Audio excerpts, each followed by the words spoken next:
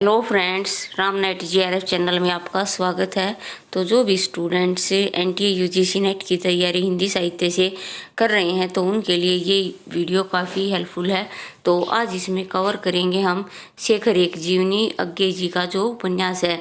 तो आइए देखते हैं क्या है। और ये एग्ज़ाम हमारा NTA UGC नेट के सिलेबस में ये लगा हुआ है, तो आपको इसे पढ़ना बहुत ही ज़रूरी है।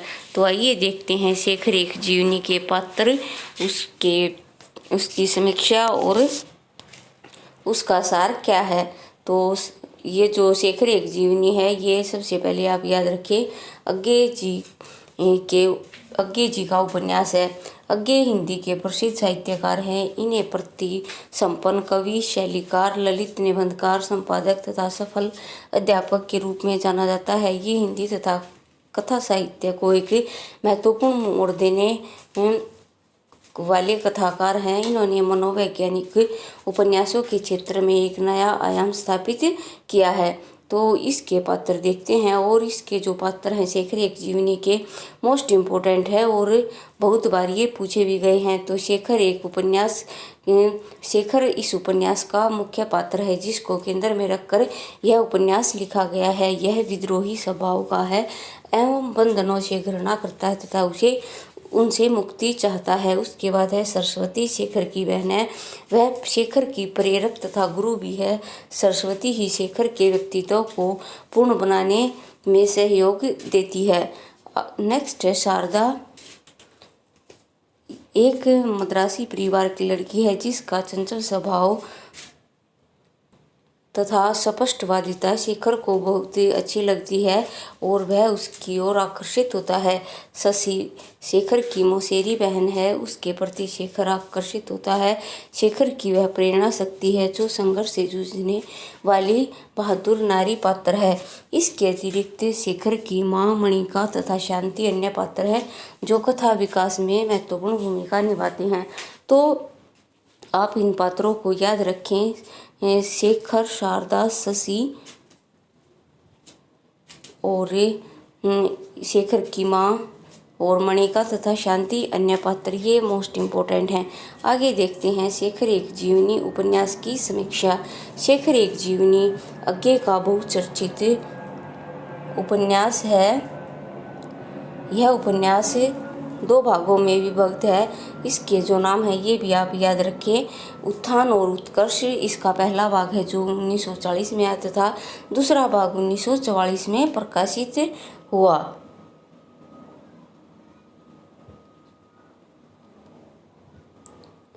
और जो उपन्यास है उसके प्रथम भाग को 4 खंडों में बांटा गया है। आप ये खंड भी याद रखें, उषा और ईश्वर, बीज और अंकुर, प्रकृति और पुरुष तथा पुरुष और परिस्थिति। उपन्यास के दूसरे भाग को भी 4 भागों में बांटा गया है, पुरुष और परिस्थिति, बंधन और जिज्ञासा, शशि और शेखर तथा धागे, रस्सियां, गुंजर। प्रस्तुत उपन्यास का प्रारंभ ईश्वर को लेकर प्रसन्नकुलता तथा समापन उलझन और द्वंद में हुआ है। यह उपन्यास शेखर नामक पात्र के जीवन पर आधारित है, अतः इसे जीवनी प्रधान मनोवैज्ञानिक उपन्यास कहना अधिक उचित होगा। तो आप ये याद रखें, शेखर एक जीवनी ये जीवनी नहीं है, ये अज्ञे जी का उपन्यास है। कई बार ये भी पूछ लेता है कि शेखर एक जीवनी की विधा क्या है। कई स्टूडेंट्स कंफ्यूज हो जाते हैं कि ये एक जीवनी है। नहीं, आप ये याद रखें कि ये एक उपन्यास है। इस उपन्यास में शेखर की मृत्यु से पूर्व अपने जीवन की स्मृतियों को याद करते हुए उन घटनाओं का काल्पनिक साक्षात्कार कर रहा है जो पहले घटित हो चुकी है। इसमें शेखर के बचपन से लेकर फांसी के तख्ते पर आने तक की समस्त घटनाओं का वर्णन मिलता है। इस प्रकार इसमें पूर्वदीप्ति यानी फ्लैशबैक पद्धति को अपनाया गया है। पूर्वदीप्ति शैली यानी फ्लैशबैक, जो पीछे का है उसको याद करके या उसकी जो यादें हैं उनका वर्णन किया गया है। शेखर की ईश्वर के प्रति अनास्था, भयावह वस्तु को देखकर घबराना, ईश्वर के अस्तित्व के बारे में परिवार के सभ्य लोगों से पूछताछ, माँ के प्रति घृणा आदि बातों तथा घटनाओं का वर्णन किया गया है। शेखर एक जीवनी उपन्यास में शेखर की मन स्थिति के आधार पर इसकी कथा परस्पर जुड़ती, संवरती, निखरती चलती है। शेखर की मन स्थिति में जो विकास हुआ है उसकी स्मृति के पट जो चित्र उभरे हैं उसी के अनुसार कथा को आगे बढ़ाया गया है। कथा वस्तु के विशृंखल होने का कारण शेखर की चंचल तथा उलझी हुई मन स्थिति एवं साथ ही लेखक का ध्यान शेखर की मन स्थिति पर ही केंद्रित होना भी है। इसके व्यक्तित्व निर्माण और विकास के प्रति दृष्टि रखने का कारण कथा का क्रमिक विकास नहीं हो पाया। शेखर जन्म से ही विद्रोही स्वभाव का है। उसका विद्रोह समाज में व्याप्त रूढ़िगत मान्यताओं और परंपराओं के प्रति है। यह समाज के प्रदत्त नियमों के भीतर अपने व्यक्तित्व का गला घोटने को तैयार नहीं है। लेखक ने शेखर को ईमानदार एवं जिज्ञासु व्यक्ति के रूप में प्रस्तुत किया है।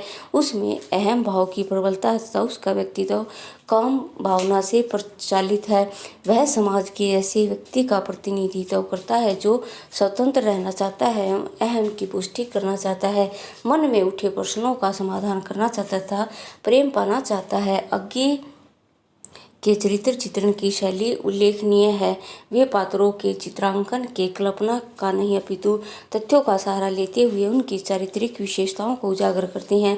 आगे शेखर की मनोवैज्ञानिक पात्र के रूप में इस तरह प्रस्तुत करते हैं कि घटनाओं के दिखता होने पर भी उनका व्यक्तित्व डगमगाता नहीं है। यह उनके लेखन की विशेषता है। शेखर के जीवन में जो भी परिस्थितियाँ आती हैं वह सब शेखर की आंतरिक मूल प्रकृति की ही उपज है। उपन्यास में यज्ञ ने शेखर की गूढ़तम प्रवृत्तियों को चित्रित करने के लिए सूक्ष्म और कलात्मक प्रयोग किया गया है। उन्होंने शेखर के पात्र को फांसी जैसी विकट परिस्थितियों में अतीत के जीवन को जीने की प्रेरणा देकर उसे सफल बना दिया है। यज्ञ ने शेखर के स्वप्न के मनोविश्लेषण तथा उसके भूतकाल के जीवन, वर्तमान जीवन तथा भविष्य के जीवन की दिशा को समझाया है। इस स्वप्न के द्वारा ही पाठक शेखर के समस्त जीवन के बारे में जानकारी प्रदान करता है। तो फ्रेंड्स, आज हमने इस वीडियो में जो अज्ञे जी की शेखर एक जीवनी है उसके पात्र, उसका सार देखा है कि क्या क्या है। इसी तरह से हम उपन्यास और नाटक सभी कवर करते चलेंगे। तो आज के लिए फ्रेंड्स इस वीडियो में इतना ही। वीडियो पसंद आई तो इसे लाइक करें, चैनल को सब्सक्राइब करें और इसे ज़्यादा से ज़्यादा शेयर करें। अगर आपका कोई भी डाउट है तो आप कमेंट सेक्शन में ज़रूर पूछें। तो आज के लिए इतना ही। Thank you.